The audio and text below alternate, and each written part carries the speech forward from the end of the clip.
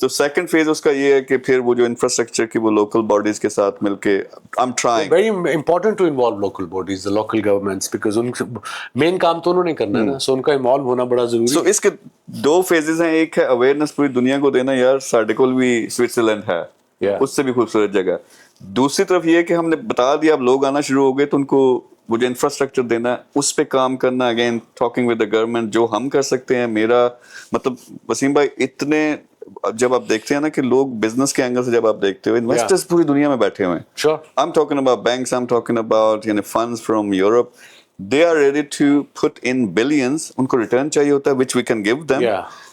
لیکن انفراسٹرکچر وہاں چاہیے جہاں میں بات کر رہا ہوں کہ وہ پیسہ آگے پیچھے نہ ہو جائے, وہ اس چیز پہ لگے. So that's the second part. And third is simple کہ پورے پاکستان کو میں نے کم از کم 1 lakh business on line plate form پہ رجسٹر کرنا ہے.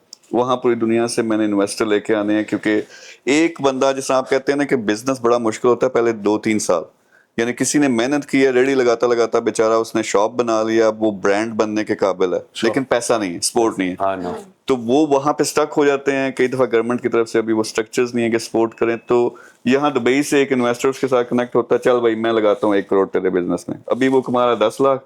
جب وہ پیسہ لگتا ہے, ہم اپنی سپورٹ دیتے ہیں, تو وہی ایک نیشنل انٹرنیشنل برانڈ بن سکتا ہے. سو کولیبریشن کے لیے, so I'm picking 3 angles.